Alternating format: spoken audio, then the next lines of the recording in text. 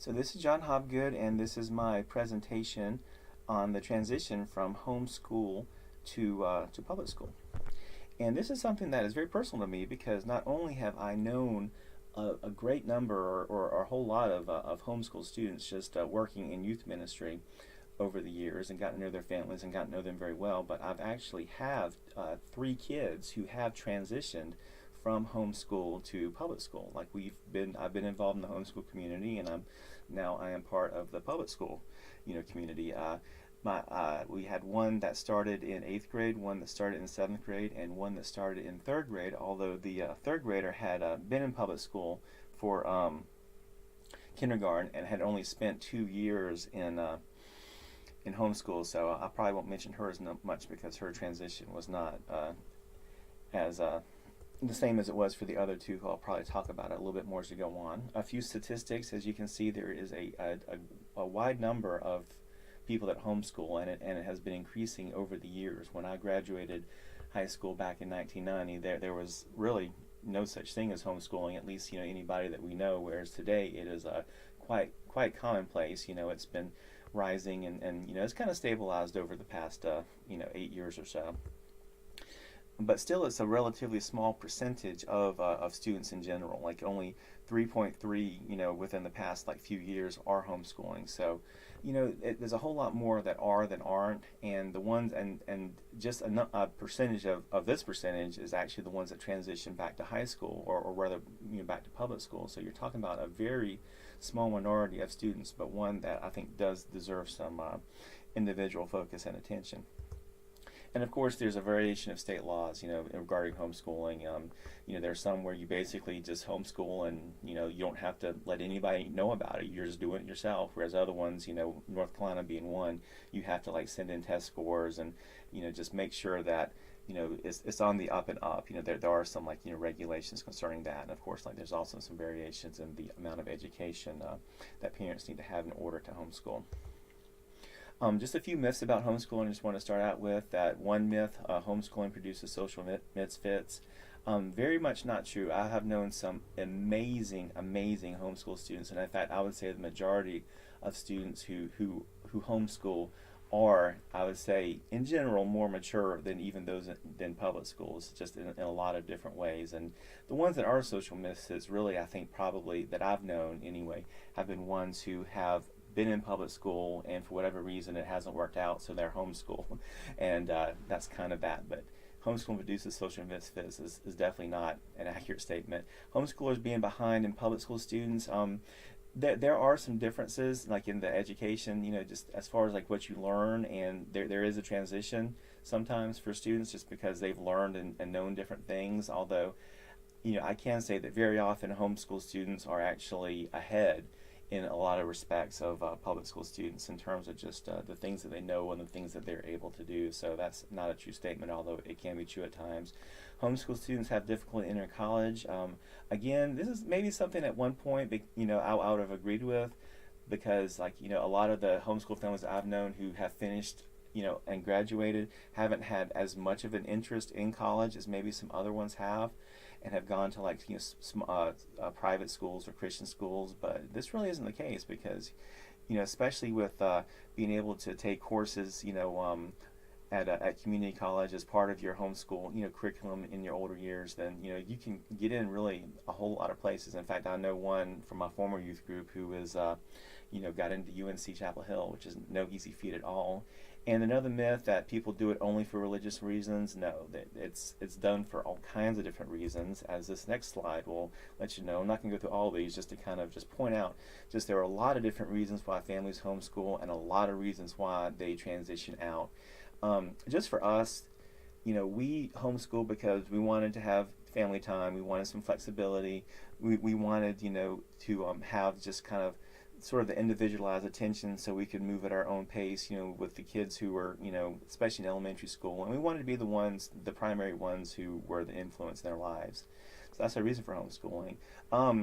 As far as transitioning out, for my oldest daughter, when she was in 7th grade, homeschooling was just not working for her. It was not happening. It was not a good fit for her anymore. She needed a change. We went one semester in 8th grade to the middle school.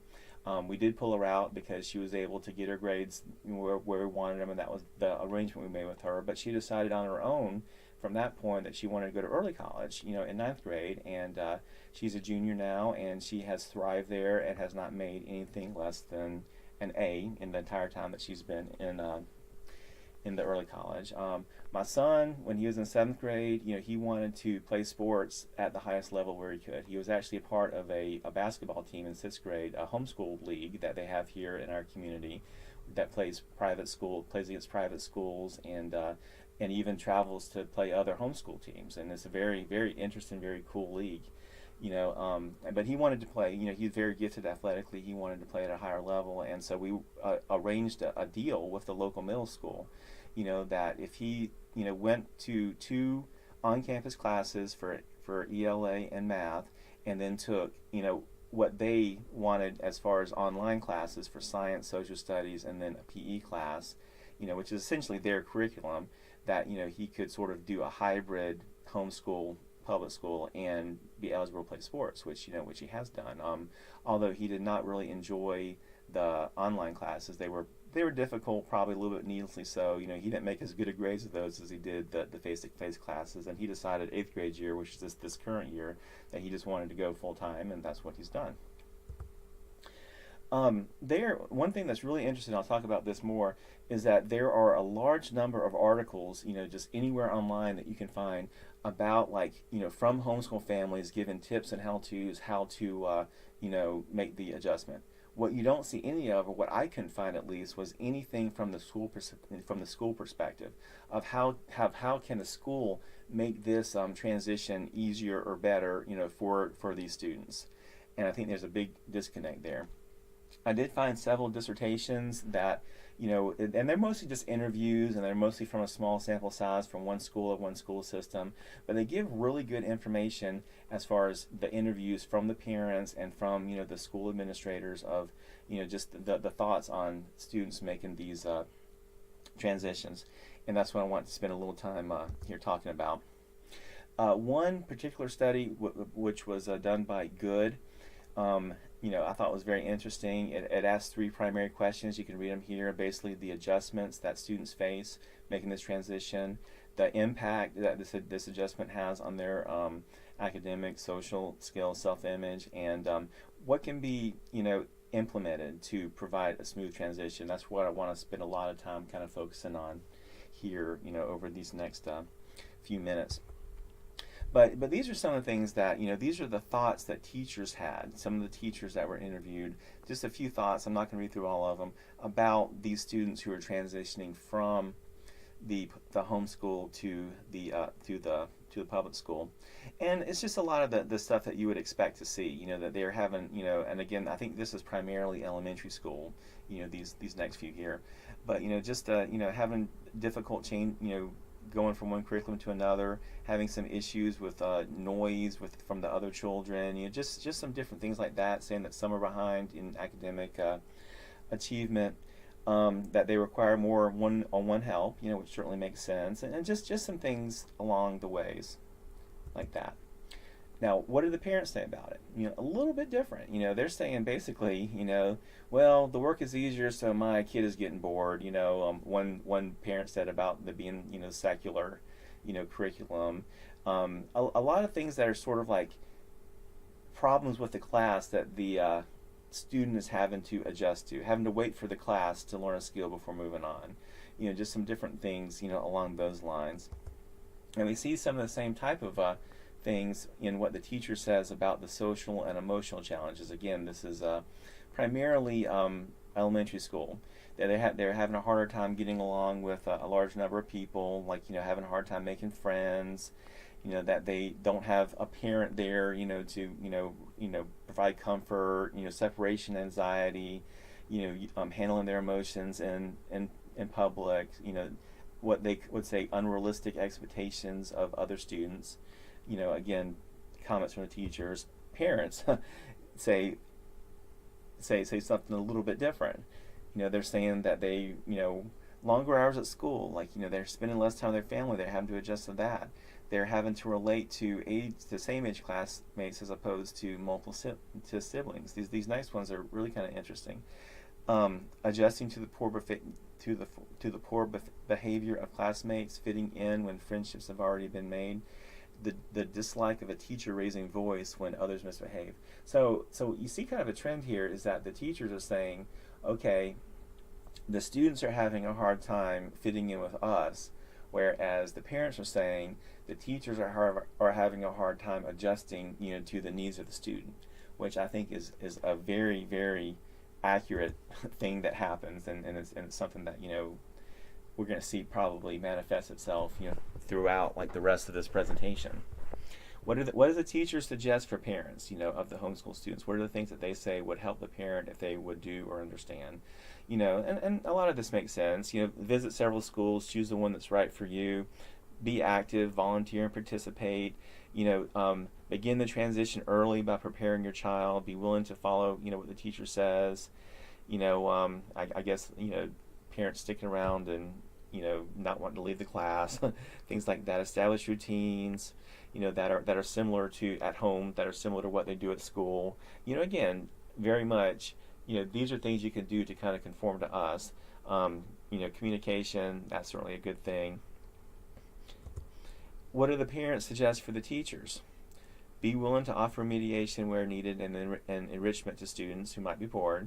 Again, with communication, that's a big, important thing. Don't prejudge. Don't make up your mind about these homeschool students before they get there. So again, what we're seeing here is like, how can the teacher adapt, to the needs of the student as opposed to the student adapting to the needs of the classroom, which I think, obviously I think both of these are important, but it's funny the different perspectives of the parents and the teachers.